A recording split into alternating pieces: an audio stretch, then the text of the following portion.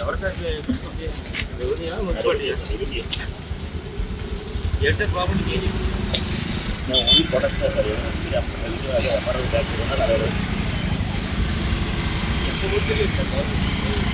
Assembly start అవుతుంటే speaker గారే మాకు కూర్చొని ఇక్కడ ఆపరేట్ చేస్తారు అభిప్రాయం ఉన్నతమైన స్థానంలో ఉన్న స్పీకర్ ఉన్నారు ఆయన.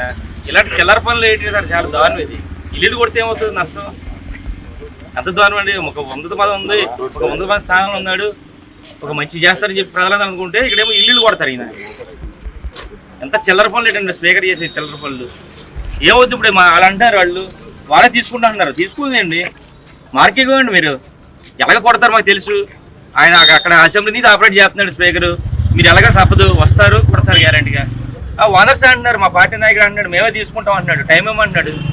2 రోజుల టైం, మరి 2 రోజులు 3 రోజులు ఒక రోజున టైం ఇస్తే తీసుకుంటారు వాళ్ళంటారు.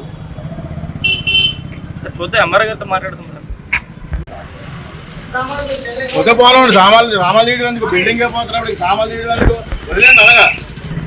స్పీకర్ గారు సీట్లో కూర్చొని అక్కడ శుభ్రంగా అసెంబ్లీలో కూర్చోనంటే ఇక్కడ ప్రజలను నాశనం చేస్తున్నాడు అనమాట. అంటే ఉద్దేశపూర్వకంగా ఉంటే రమ్మనండి, నన్ను చంపేమనండి. నా కుటుంబాన్ని బాధపెట్టాం, నా కుటుంబాన్ని బాధపెట్టేందుకు నాకు అతనికి ఉంటే నాతో రమ్మనండి, కలపడండి, నన్ను చంపేమనండి. లేకపోతే నేనన్నీ చంపేస్తున్నాయండి. కుటుంబాన్ని ఎందుకండి పాడు చేయడం? ఎవరి దగ్గర కొన్నారు బిల్డింగ్?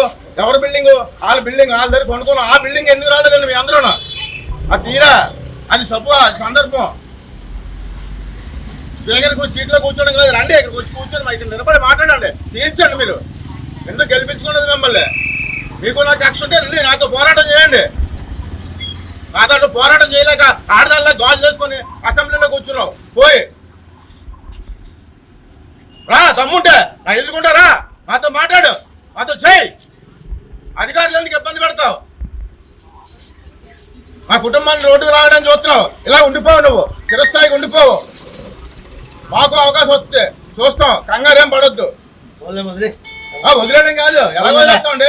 ఆ బిల్డింగ్ తీయమండి, ఆ బిల్డింగ్ తీసి ఈ బిల్డింగ్ రండి. అది వాళ్ళ దగ్గర కొనుక్కున్న బిల్డింగ్ ఇది మనం ఏం కట్టింది కాదు.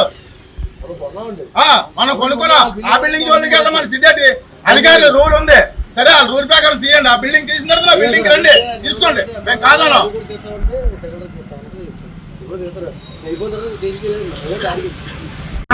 ఇదే పోతున్నారు. మీరే బతకాలి, మీరే సంపాదించుకోవాలి, మీరే ఉండాలి. ఎంతకాలం ఉంటావు? వయసు అయిపోయింది నీకు. అప్పుడే 70 చిల్లర వచ్చింది. అయిపోతురు ఎక్కడున్నావు చూడు. కంగారం లేదు, వదిలిపెట్టే పని లేదు నిన్ను. అది మాత్రం గ్యారంటీ. ఉండండి మీరు. పక్క చేయించాలి కదా ఆయనకి. పక్కది కూడా చేయించమనండి. పక్కదే ఆలు అమ్మితే మీరు కొనుక్కున్నారు. ఆ రోజు ఈ రోజు నా కుటుంబం కాబట్టి, నా అన్నదమ్ముడు కాబట్టి మీరు తీస్తున్నారు. మీరు వాళ్ళు రమ్మనండి. నా ఆస్తుల మీదకి రమ్మనండి, నా జోలికి రమ్మనండి, చంపేమని లేస్తేనే.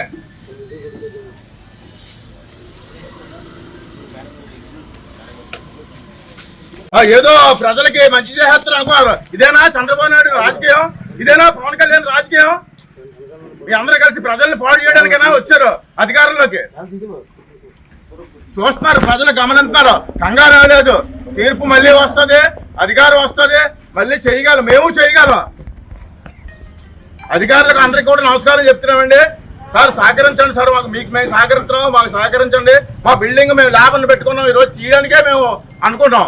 2 రోజులు టైం ఇచ్చి తీయడం కాదు. ఈ రోజు టైం ఇస్తే ఈరోజు మేము దగ్గరుండి కట్ చేయించుకుంటాం.